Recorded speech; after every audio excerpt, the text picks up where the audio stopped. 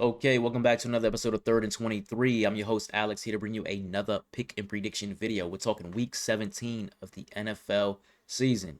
So last week went 3 and 2. Should have been a 4 and 1 week. The read on the Packers was right. I don't know that Jordan Love is going out in the second quarter.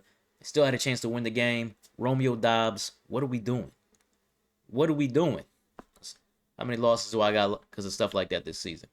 Is what it is, though. Now 31 and 27, so another positive week. We can say that. We got 5 games on tap for you in this video. Let's go ahead and get into it. By the way, kicking off this video, I'm going to mention I'm doing this video now, Tuesday, December 23rd. Obviously, holiday season, so we got traveling ahead of us. So got to get this video out now. All right. Anyways, first game, Broncos Chiefs. Broncos come into this game as a 13-point favorite. If you don't know, obviously, you know Patrick Mahomes is out for the year with a torn ACL, but Gardner Minshew tore his ACL in the last game. So in comes third-string quarterback Chris Oladokun, a practice squad quarterback who had never played before, always been on the practice squad. I think he's like 28 too. So he's been around on P squads for a while. These were his first snaps. Didn't go so well. They scored 9 points, lost to the terrible Titans by 17. And on 20% of his dropbacks, he was sacked. And you see that a lot with young quarterbacks, inexperienced quarterbacks, and bad quarterbacks, or a combination of all of that. Third down, they know one read isn't open. They sit there and they eat a sack. You guys seen it. I've seen it. Everybody's seen it, right? So against maybe the best pass rush in the league, 42% pressure rate for Denver, 10.1% sack rate. That's second in the league. He's going to be under a lot of pressure in this game. And then on the back end, the Broncos are top 3 in the league in EPA, pressure rate, and sack rate. So where is he exactly? Is he going with the football? I don't know, by the way, if Rashee Rice is playing. Obviously, because I'm doing a video early, I've got to make some assumptions with injuries. I don't know if Rice is playing, but I don't think it's going to matter so much with a practice squad quarterback. For Denver, this is an unlosable game for Denver. So to cover the 13, they're gonna shut down the passing game. It's all about, can they shut down the running game? Chiefs running games averaging 3.5 yards per carry over the last 3 weeks. I don't think it's enough pressure to take off Oladokun, right?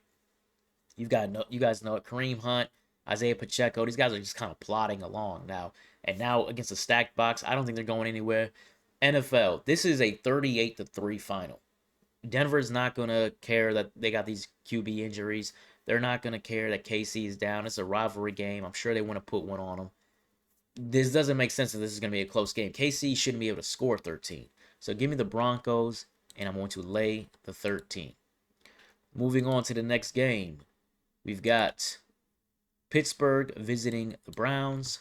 Pittsburgh comes into this game as a 4.5-point favorite. So Shedeur Sanders, he's at the bottom of the he's at the bottom of pretty much every passing metric there is, at or near the bottom. But one of the worst things is his pressure rate. He's dead last in the league in pressure rate. You guys know the Browns O-line hasn't been great.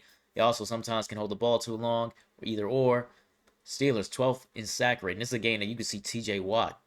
TJ Watt might have a hat trick in this one.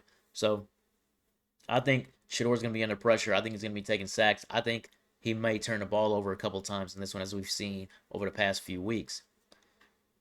On the flip side of that, the Browns, everybody talks about their pass rush, and it's great. It's the best pass rush. It's the number 1 sack rate in the league right now, obviously because of Myles Garrett, who's probably going to win Defensive Player of the Year.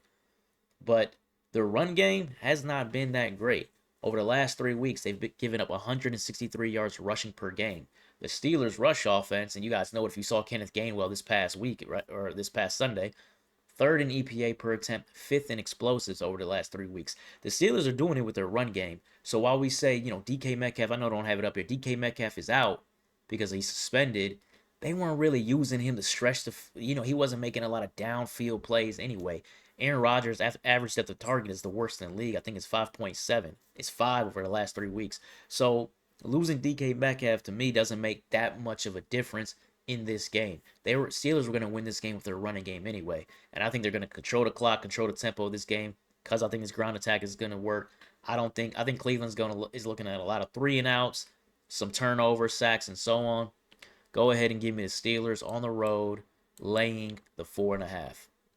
All right, moving on to the next game.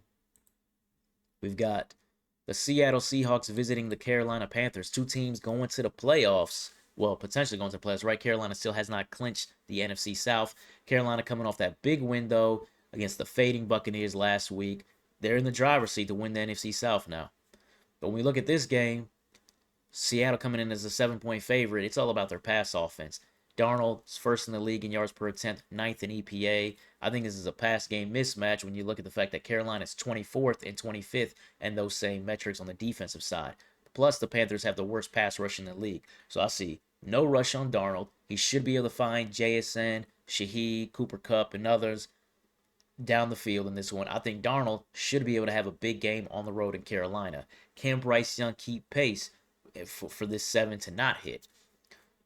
Bryce Young has been playing better. Overall, his season metrics still don't look that great, but he has been playing better over the last month or so. I still don't believe in his passing ability. I don't believe in their outside of T-Mac. I don't really like any of their targets they got outside.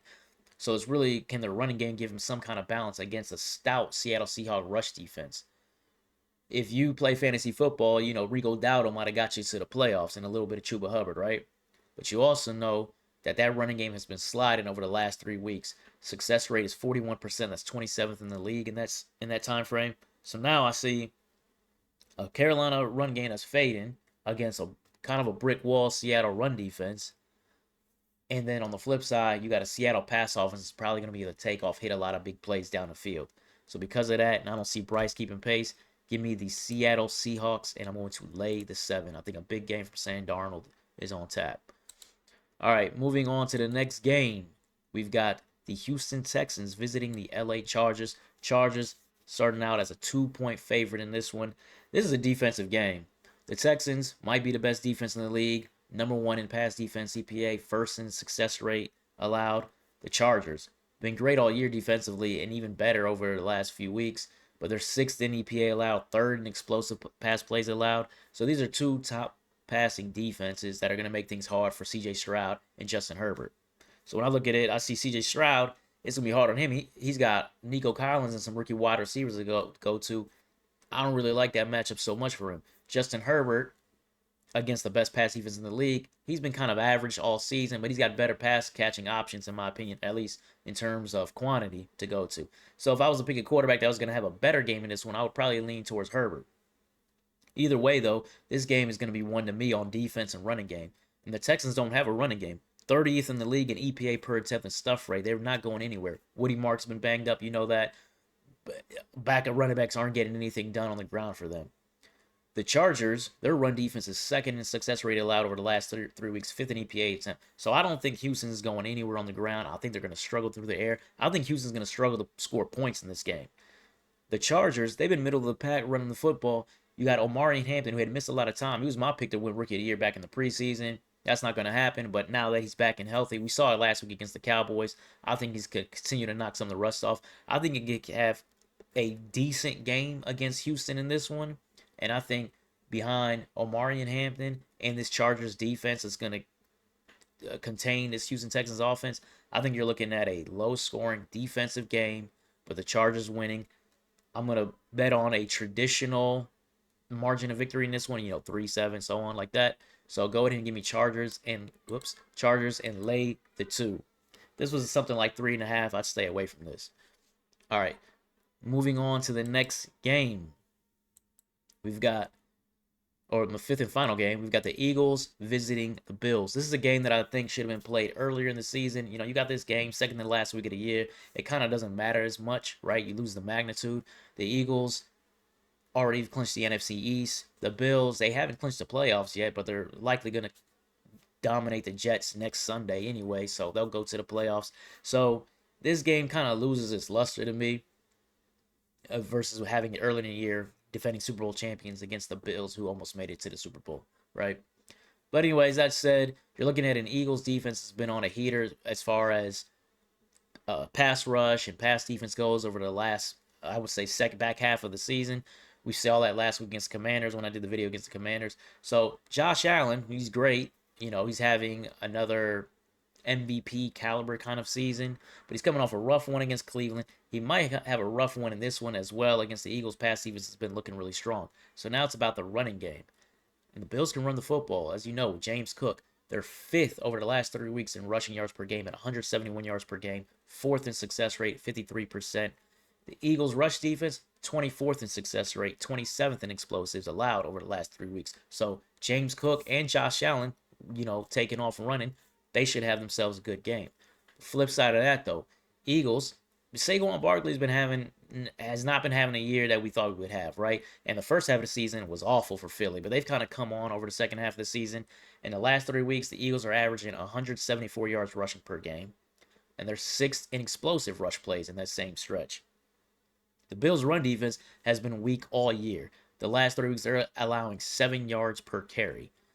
Struggling on the ground. So this is another game. Saquon is coming off a good game against Washington. He should have another good one here. Bills, 30th in the league in rush defense in terms of yards per game allowed for the season. So I like Saquon and Jalen Hurts taking off running. I like James Cook and Josh Allen taking off running. Which running game wins out? That's going to be tough for me to say. But in this game, I like Philly with a +2.5 on the road. I don't know if they outright win this game, but I think this is going to be a game won on the ground and with defense. Philly could win this one. I think it's going to be dicey. I think it's going to be close. But go ahead and give me the Eagles with a +2.5. All right, that wraps it up. If you like the content, please like, comment, subscribe, all of that. As you're going to see more pick and prediction videos going forward. Take care and happy holidays. Take it.